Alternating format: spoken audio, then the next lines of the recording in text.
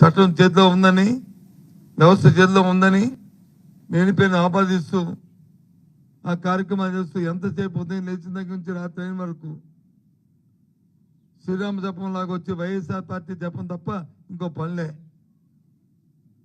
ఏది జరిగినా YSRC party, ఏం జరిగినా ఏం చేసినా వైఎస్ఆర్సీ పార్టీ. మరి వైఎస్ఆర్సీ పార్టీ చేసిన మంచి పనులు ఆలోచనలు కూడా ఉంచుకోవాలి కదా మీరు. ఇక్కడ ఉన్న విలేకరులందరూ కూడా విజయనగరం జిల్లాకు సంబంధించిన చాలా సంవత్సరాలు బట్టి ఇక్కడ ఉన్నారు కదా మీ అందరూ. ఎప్పుడైనా ఈ జిల్లాలను వచ్చి అధికారంలో మేము ఉన్నప్పుడు, ప్రతిపక్షంలో తెలుగుదేశం పార్టీ ఉన్నప్పుడు ఎప్పుడైనా ఇది ఇలాంటి ఆంక్షల్ని, ఇలాంటి పోలీస్ వ్యవస్థ చట్టాన్ని చేతితో తీసుకొని సామాన్య ప్రజల మీద లేకపోతే కార్యకర్తల మీద లేదా వారు వచ్చి జులుం చేయడం కానీ, వాళ్ళని కొట్టడం కానీ, దెబ్బలు తగడం కానీ ఎప్పుడైనా జరిగాయో చెప్పండి. ఈ 20-30 సంవత్సరాలు ఎప్పుడైనా జరిగిందా? ఎందుకు జరుగుతుంది ఇప్పుడు?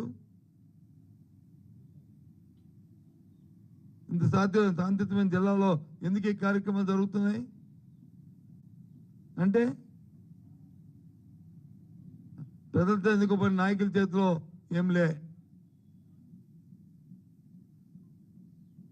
వాళ్ళ తాలూకా ఆలోచనతో ఇక్కడ అసలు ప్రభుత్వం జరుగుతుందా లేదా, ప్రభుత్వం ఎవరు నడుపుతున్నారు, ఇక్కడ ప్రభుత్వం అంటే ఏంటి, ఎవరు ప్రభుత్వం అంటే?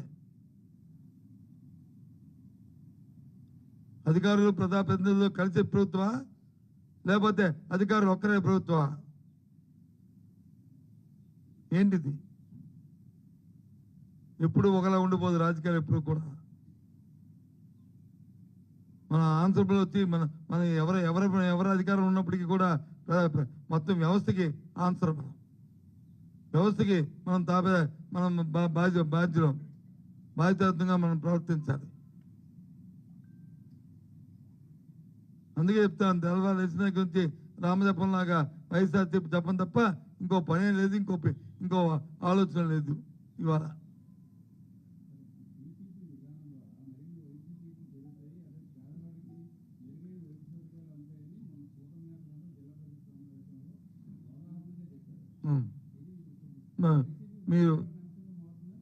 మీరు పని చేయండి, మీరే న్యాయ నిర్ణేత, ఎవరు అక్కలే. ఏబిఎన్ నువ్వు శ్రీనివాసరావే, నువ్వు ఏది చెప్తే నేను అది నమ్ముతాను. నువ్వు వచ్చి మీరు వెళ్ళి నిమ్స్ హాస్పిటల్కి వెళ్ళండి. తర్వాత వచ్చి మనం ఇప్పుడు 2 సంవత్సరాలు ఎందుకు విజయనగరంలో పెట్టి హాస్పిటల్, ప్రభుత్వ హాస్పిటల్, అక్కడ వైద్య కళాశాల, అక్కడికి వెళ్ళండి. లేదంటే మన హాస్పిటల్కి వెళ్ళండి. అక్కడ మెరుగైన వైద్యం పేదవాడికి ఇస్తారా, ఇక్కడ మెరుగైన వైద్యం పేదవాడికి ఇస్తారా? అక్కడ ఫ్రీగా వైద్యం పేదవాడికి చేస్తారా, ఇక్కడ పేదవాడికి చేస్తారా? లేదు, అక్కడ చదువుతున్న విద్యార్థికి వచ్చి ప్రభుత్వ ఫీజు ఏ కేటగిరీ కానీ, బి కేటగిరీ కానీ, సి కేటగిరీ కానీ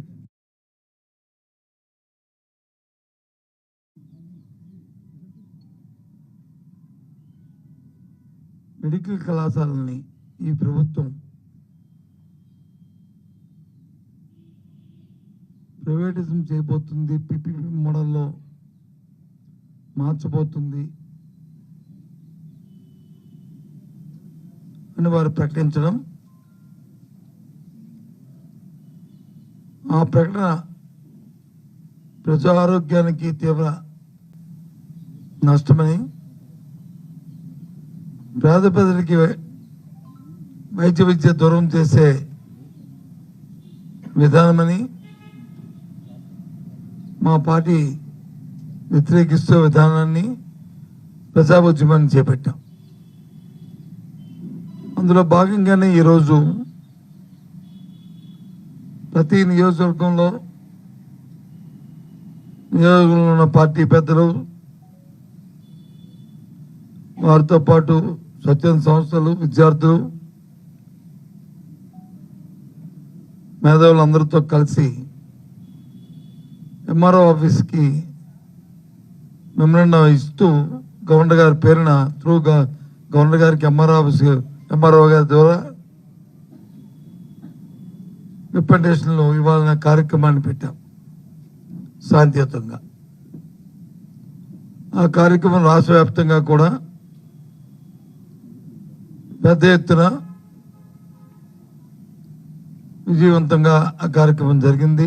ప్రజలందరూ వచ్చి స్వచ్ఛందంగా పాల్గొన్నారు. వారి తాలూకు అభిప్రాయాన్ని ప్రభుత్వం తీసుకున్న నిర్ణయాన్ని వ్యతిరేకిస్తూ నినాదాలు చేశారు. ఈ కార్యక్రమం జరిగింది. ఆ నేపథ్యంలో రాష్ట్రంలో అక్కడెక్కడ యథావిధిగా పోలీసు వ్యవస్థ ప్రభుత్వం తాలూకా నిర్ణయంతో ఇవి జరగకూడదని చెప్పి శాంతియుతంగా ఆటంకాలు సృష్టిస్తూ ఎక్కడెక్కడే ఇబ్బంది పెట్టడం అనేది జరిగిన నేపథ్యం. ఆ ప్రభుత్వ విధానాన్ని, ప్రభుత్వ ఆలోచనని పోలీసులు ప్రవర్తించిన వ్యవహార శైలిని తీవ్రంగా ఖండిస్తున్నాం. ఇలాంటివి ప్రజాస్వామ్యంలో మంచి సాంప్రదాయం కాదు. ప్రజాస్వామ్యంలో ప్రజలు అలాగే రాజకీయ పార్టీలు వారి అభిప్రాయాలు చెప్పుకునే స్వేచ్ఛా వాతావరణం ఉండాలనేది మా పార్టీ విధానం, మా పార్టీ ఆలోచన. ఆ నేపథ్యంలోనే వీరు చేసిన దురాక్రమణ దుర్మార్గమైన ఆలోచనని ఈరోజు జరిగిన పరిణామాలు చూస్తుంటే చాలా బాధగా ఉన్నాయి. ముఖ్యంగా విజయనగరం జిల్లాలో నేను ఇవాళ చీపురుపల్లిలో నియోజకవర్గంలో నేను ఇవాళ పార్టిసిపేట్ చేయడం జరిగింది. నేను కూడా వెళ్ళా. నేను వెళ్ళినప్పటికే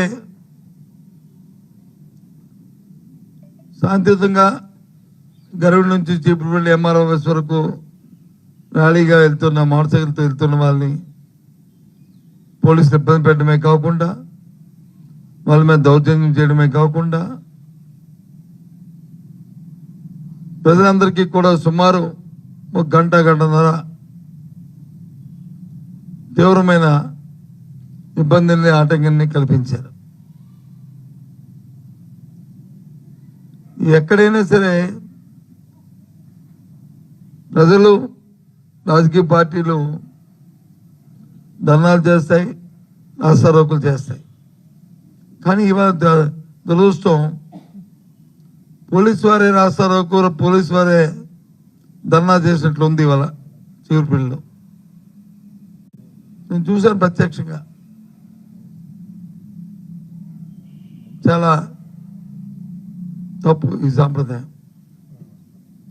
రాష్ట్ర అధికారులని, జిల్లా అధికారులు, పోలీసు అధికారులు కూడా ఆలోచించండి, ఒకసారి ఆలోచించుకోండి. మీకు విధి విధానాలు ఉన్నాయి. విధి విధానాలని పక్కలు చేయడం భావ్యం కాదు. మీరు రాజకీయ నాయకులు కాదు. ప్రజల్ని, ఆ ప్రజల తాలూకా రక్షణ కోసం, చట్టాల పరిరక్షణ కోసం ఉన్న వ్యవస్థ. ఇలాంటి మళ్ళీ పునరావృతం కానీకండి. ఎన్నో సందర్భాలు చెప్పాను. విజయనగరం జిల్లా చాలా సామరస్యంగా,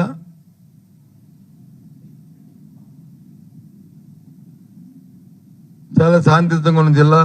ఇప్పుడు కూడా ఏ విధమైన ఇబ్బందులు ఎవరికి కూడా పెట్టకూడదని కోరుకుంటారు కూడా. కానీ కొత్త సంప్రదాయాన్ని, కొత్త వరడిని అధికారులు సృష్టించడం అనేది భావ్యం కాదని వాళ్ళకి సూచిస్తున్నాను. ఈ సాంప్రదాయాలు ఇంతతో పురుష పెట్టండి. ఈరోజు చేసిన ప్రైవేట్ కళాశాల ఉద్యమం ఇది ప్రజా ఆరోగ్యానికి సంబంధించింది. ఇది పేద ప్రజలతో పేద విద్యార్థులకి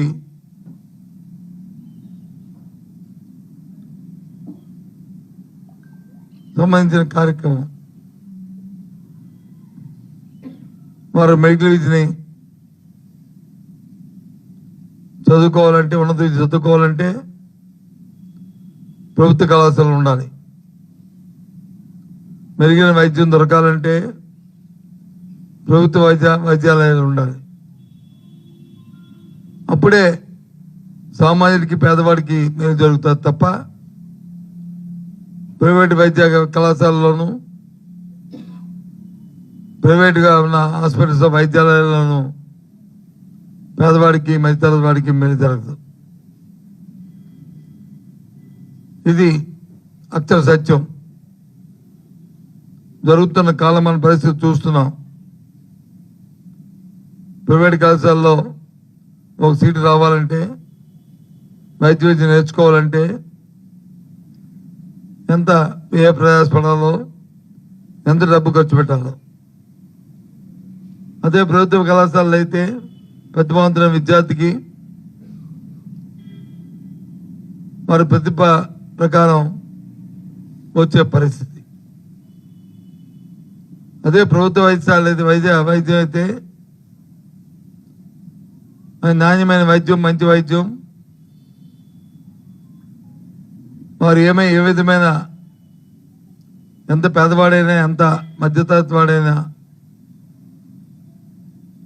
ధనవ్యయం లేకుండా ఆ కార్యక్రమం చేసుకునే, ఆరోగ్యాన్ని బాగుపరుచుకునే సందర్భం. అదే ప్రైవేటు వైద్యాలయం అయితే, ప్రైవేట్ హాస్పిటల్ అయితే వేల కొలది, లక్షల కొలది డబ్బు కట్టి వైద్యం చేసుకోవాలని పరిస్థితి. అవి లేక వాళ్ళు ప్రాణాలు కోల్పోయే పరిస్థితి. మరి ఎందుకు ఈ ప్రభుత్వం ప్రైవేట్ని ప్రోత్సహిస్తుందో, ఎందుకు అటువంటి ప్రజా వ్యతిరేకమైన నిర్ణయం చేస్తుందో రాష్ట్ర ప్రజలందరూ కూడా ఆలోచన చేయాలి. దురదృష్టానికి మనం ఈ ప్రభుత్వాన్ని ఎన్నుకున్న నేపథ్యంలో రాబోయే కాలంలో వైద్యానికి దూరం చేస్తూ, వైద్య విద్యకి దూరం చేస్తున్న తరుణం ఇప్పటికే మనం చూసాం. ఈ మధ్యకాలంలో జరుగుతున్న పరిణామాలు ఆరోగ్యశ్రీకి ఏ విధంగా తూట్లు పడిచి పేదవాడికి వచ్చి హాస్పిటల్లో వైద్యం దొరకని దమనీయమైన స్థితి ఈ రాష్ట్రంలో ఉన్న నేపథ్యం.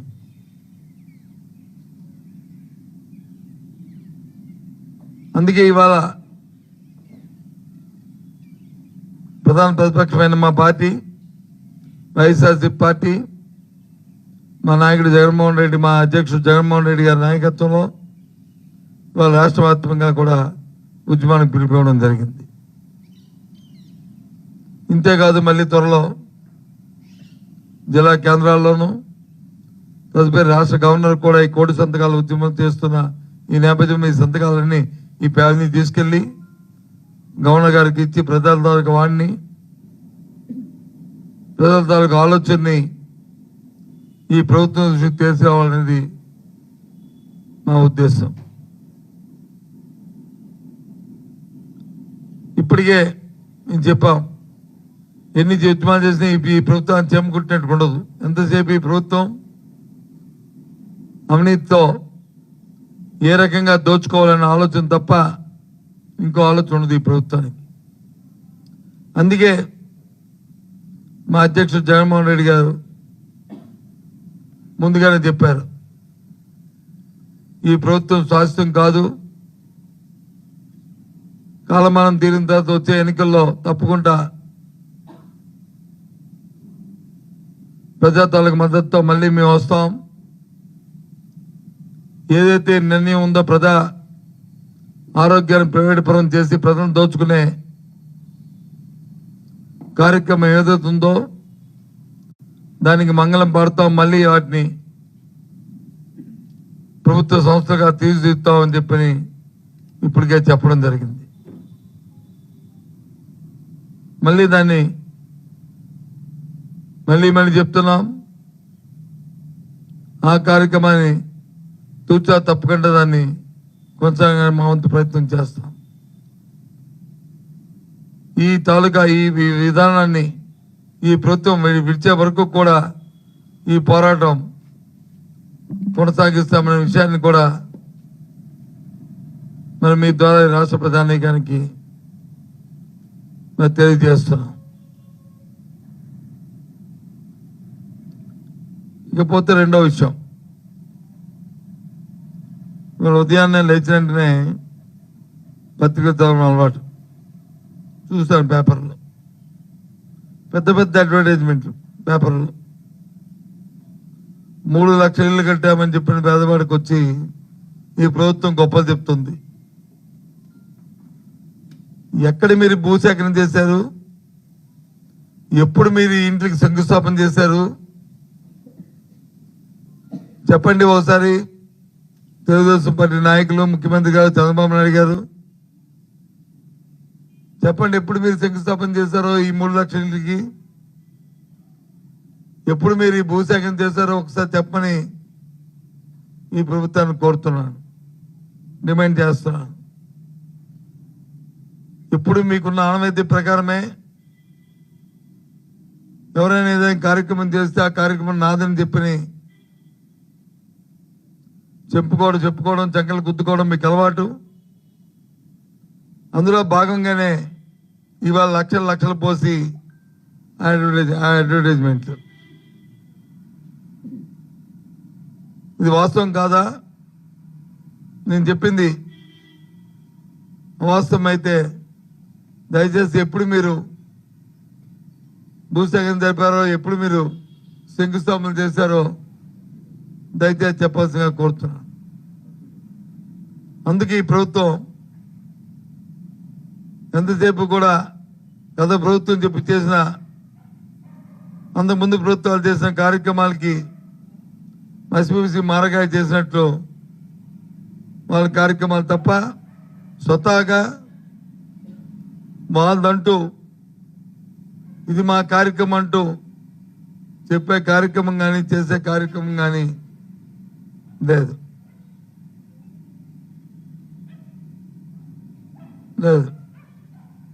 ఈ విధంగా ఈ ప్రభుత్వం కొనసాగుతుంది. మళ్ళీ చెప్తున్నాను, ఈ రాష్ట్రంలో ప్రజలందరికీ మీ ద్వారా తెలియపరుస్తున్నాం. మా పార్టీ మా అధ్యక్షుడు జగన్మోహన్ రెడ్డి తాలూకు ఆలోచనని ఈ రాష్ట్రంలో ప్రజా ఆరోగ్యం ప్రభుత్వం చేతిలోనే, ప్రభుత్వం తాలూకా కనుసరణలోనే జరగాలి. పేదవాడి తాలూకా వైద్య విద్య ప్రభుత్వ విధానంలోనే ఉండాలి. అప్పుడే పేదవాడికి న్యాయం జరుగుతుందని తెలియజేస్తున్నాం. ఓకే, ఇంకేముందా చెప్పండి.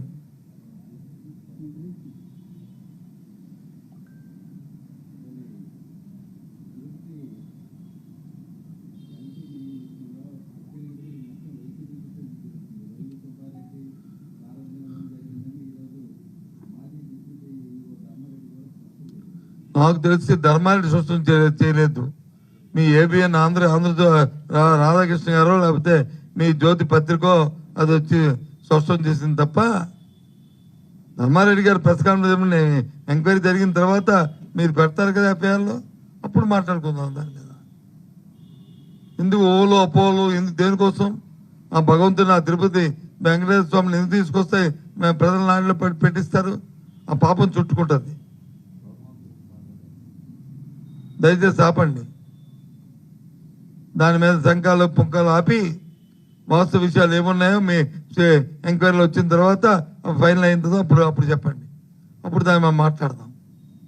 అంతేగాని ఇలాంటి లేని పేరు మాటలు అపోల మాటలు చెప్పి ఆ స్వామివారికి కిడితే అపచారం చేసే మాటలు, ఆయన తాలుగా ఆయన మీద భక్తి తగ్గే మాటలు చేయొద్దు దయచేసి.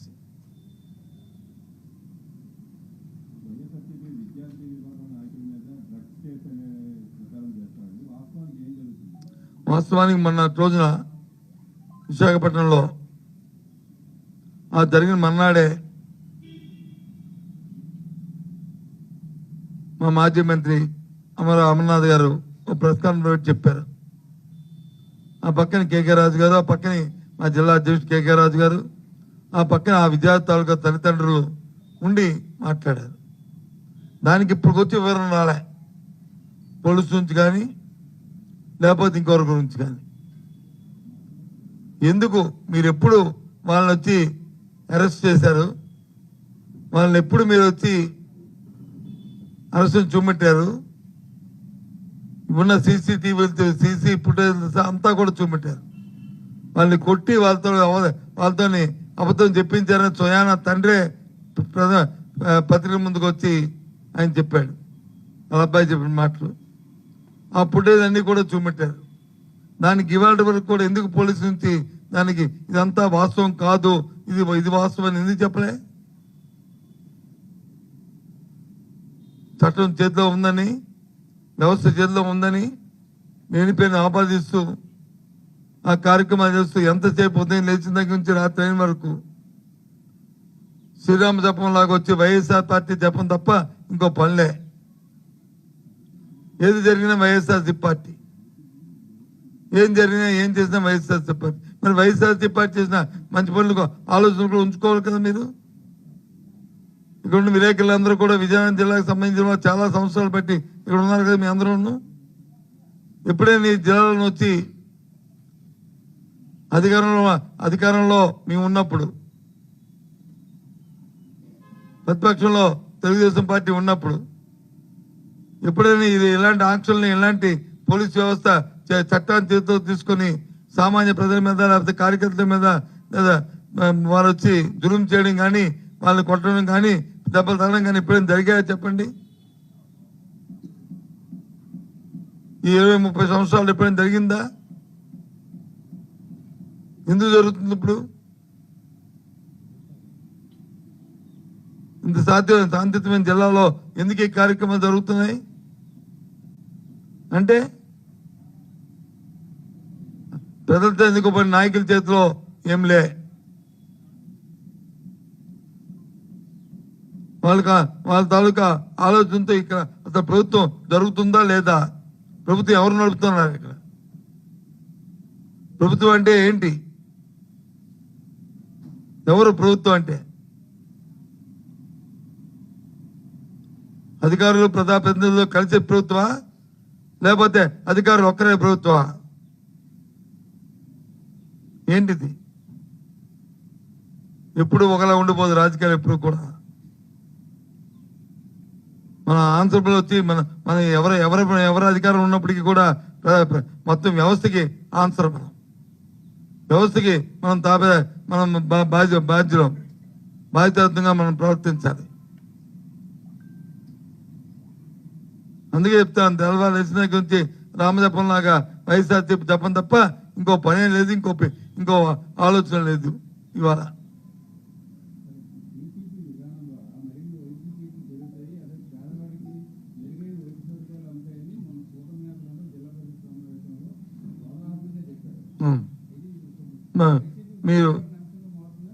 మీరు పని చేయండి, మీరే న్యాయ నిర్ణేత, ఎవరు అక్కలే.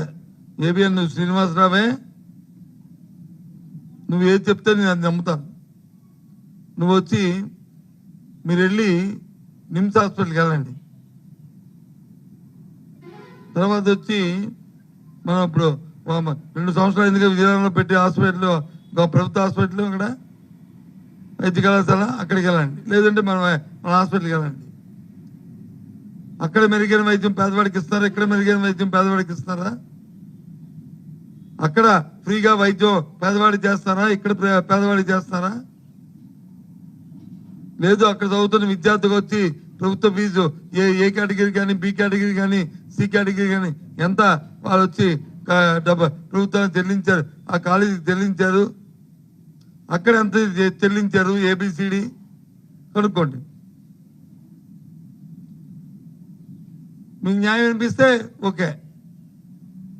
సత్యబాబు గారు చెప్పింది అబద్ధం, అక్కడే బాగుందని అంటే ఓకే. ఇదే కాదు, పక్కనే లేదా గెజంకి వెళ్ళండి,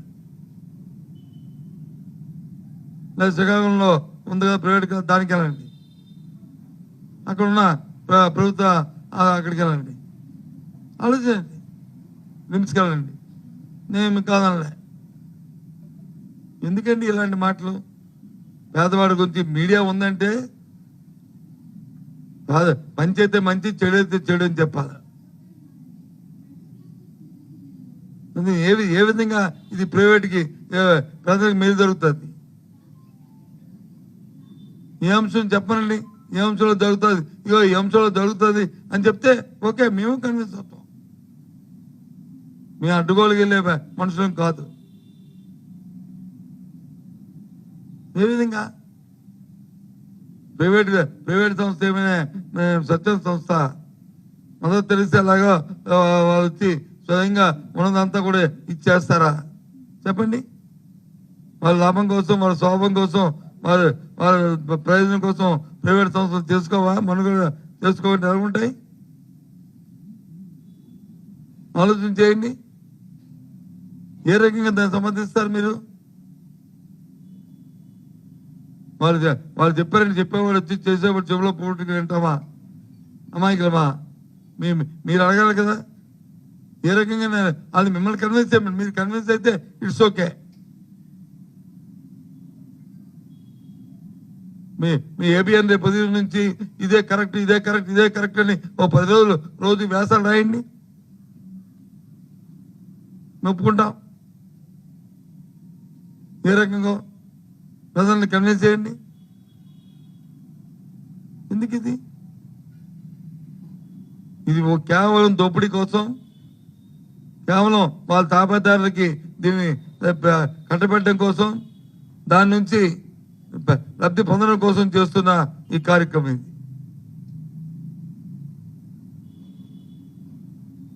చెప్పండి.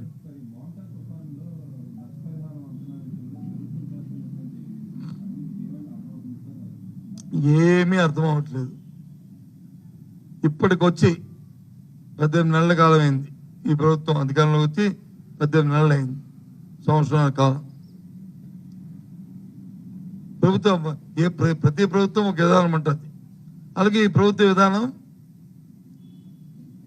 మా అప్పుడున్న వైసీపీ పార్టీ మా ప్రభుత్వ విధానం రైతుల పట్ల డిఫరెంట్ విధానం. మా ప్రభుత్వ విధానం వచ్చి రైతు భరోసా కేంద్రాలు పెట్టాం. ఆ రైతు భరోసా కేంద్రాల్లో వచ్చి అక్కడే విత్తనాలు ఇచ్చాం, అక్కడే ఎరువులు ఇచ్చాం. రైతు పండించిన పంటకి ఇన్సూరెన్స్ కట్టవలసి వస్తే వేసుకున్న పంటకి ఇన్సూరెన్స్ వచ్చి కేంద్రం మాట కేంద్రం, రాష్ట్రం మాట రాష్ట్రం, రైతు కట్టవలసిన మాట అని కూడా ప్రభుత్వం కట్టింది. ఒకవేళ ఏ కలామిటీ వచ్చినా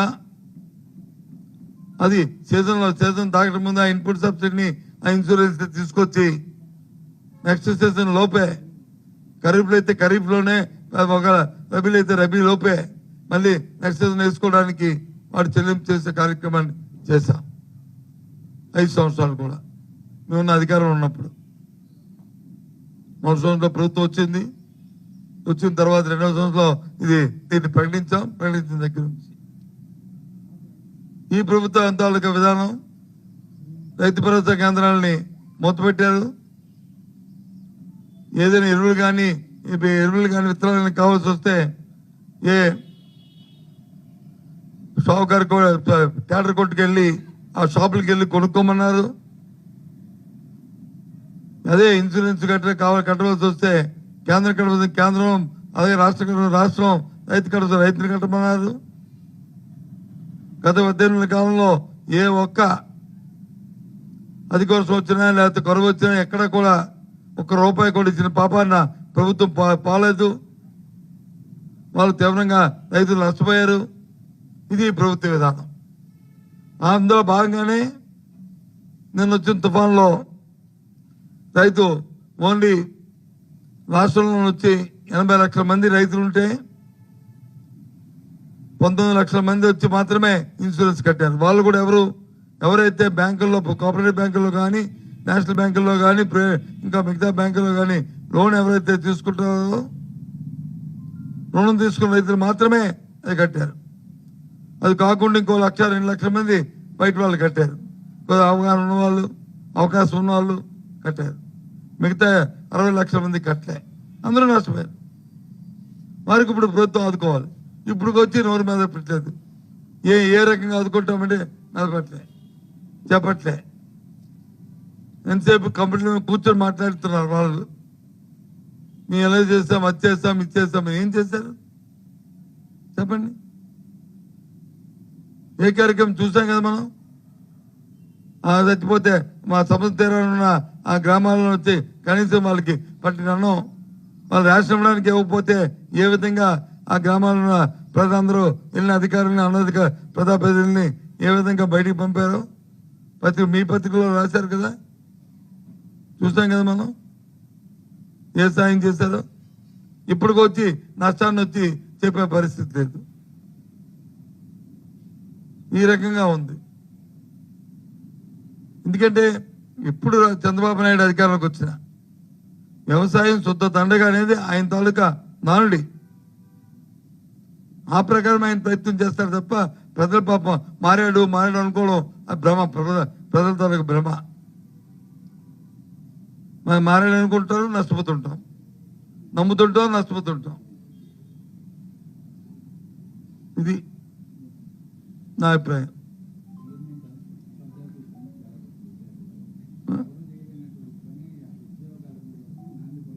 ఎవరు చేయలేని పని కాదండి. ఉద్యోగం సబ్మిట్ జరుగుతుందంటే బాగుంది. ఎవరు చేయలేని పని ఏంటి? ఎంతవరకు చేరింది? ఎవరు చెప్పారు ఎంతవరకు చేరింది? అదే అదే అదే అదే ప్రాంగణంలో సమ్మిట్ జరిగింది కదా. భారతదేశంలో అత్యధిక పెట్టుబడులు పెట్టే సంస్థ రిలయన్స్ సంస్థ, అత్యధికంగా ఉన్న సంస్థ. ఆ రిలయన్స్ అంబానీ వచ్చాడు కదా దానికి,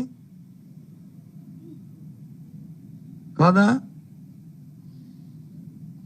మరి ఏదైతే నేను గుగ్గులని గొప్పగా మనం చెప్పుకుంటున్నా దాని తాలూకా అధినేత వాళ్ళ అబ్బాయి కూడా వచ్చాడు కదా, అదానీ గారి అబ్బాయి. అదానీ గారు నిన్న కాక మొన్న మొత్తం భారతదేశంలో ఉన్న నేషనల్ మీడియాలో ఒక ప్రధానమైన పత్రికలో ఆయన వ్యాసం కూడా రాశాడు కదా దాని గురించి.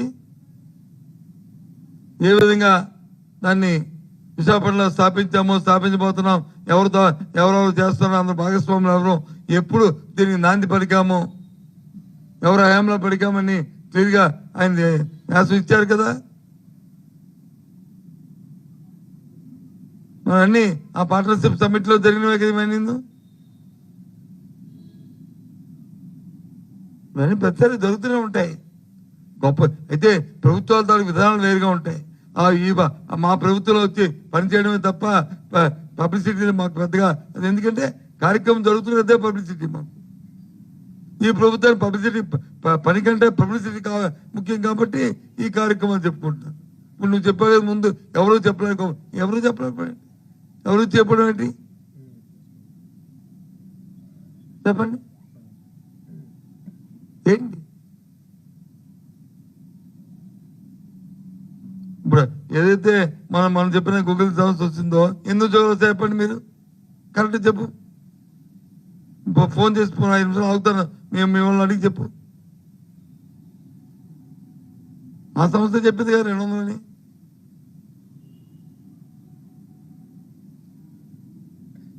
ఎక్కువ సిస్టమ్ డెవలప్ అవుద్ది.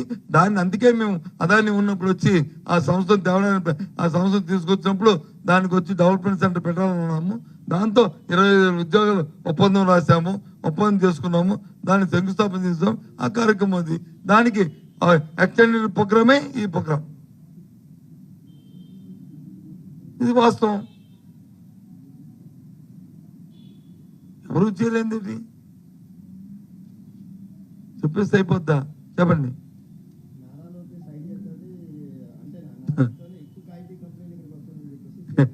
అంటారండి తండ్రి కొడుకు సంగతి తండ్రి చెప్పొద్దు ఎవరు చెప్తారు? నా కొడుకు గొప్పవాడు, నా కొడుకు ఇందులో తిందని తండ్రి గారు చెప్పకపోతే ఇంకా బయట చెప్తాడా? ఇప్పుడు బయట చెప్తే అది కరెక్ట్. ఎవరు చెప్పారు అన్నమాట? ఆ మాట ఎవరు చెప్పారు? మరి అది చెప్తున్నాను. ఎవరు ఎందుకు రాలేదు? ఎవరు రాలేదని అదే చెప్తున్నాను. నిన్న కాక మొన్నే కదా ఆ నారా లోకేష్, మీరు ఎవరైతే పేరు చెప్పారో ఆ నారా లోకేష్ ప్రెస్ కాన్ఫరెన్స్ పెట్టాడు. విన్నాను కదా 30 వారం రోజుల కింద. ఏం చెప్పాడు? మీరమ్మడు కూడా చాలా కంపెనీలు తీసుకొచ్చి తేలాదని నేను చెప్పను, చెప్పానని చెప్పి ఆయన కూడా చెప్పాడు కదా. చూడండి, దాంట్లో చూడండి, చెప్పాడు. మీరు చూసిన తర్వాత మాట్లాడండి. నేను అబద్ధం చెప్తే, ఒకవేళ నేను అన్న మాట చెప్తే ఆయనే చెప్పాడు కదా. మా తండ్రి, అబ్బాయి సంగతి తండ్రిగా చెప్పదు ఎవరు చెప్తారు? మా అబ్బాయి ఇందులో తిందుడని. సరే, ఆనందపడి నేను తండ్రి కొడుకులు ఎవడుతున్నాడు? మరి మూడవ చెప్తే అప్పుడు మాట్లాడచ్చు. అప్పుడు మనం మాట్లాడదాం.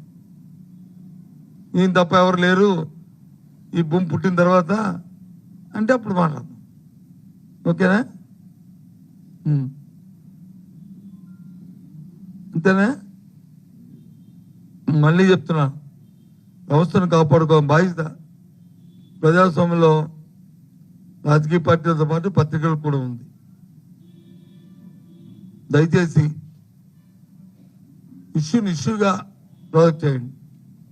ఇష్యూని డైవర్ట్ చేసి ఎవరి ప్రాపకం కోసమో ఎవరి స్వార్థం కోసమో చేయొద్దని చెప్పి నా రిక్వెస్ట్. దిస్ ఇస్ నాట్ సూచన, రిక్వెస్ట్. Okay, bye.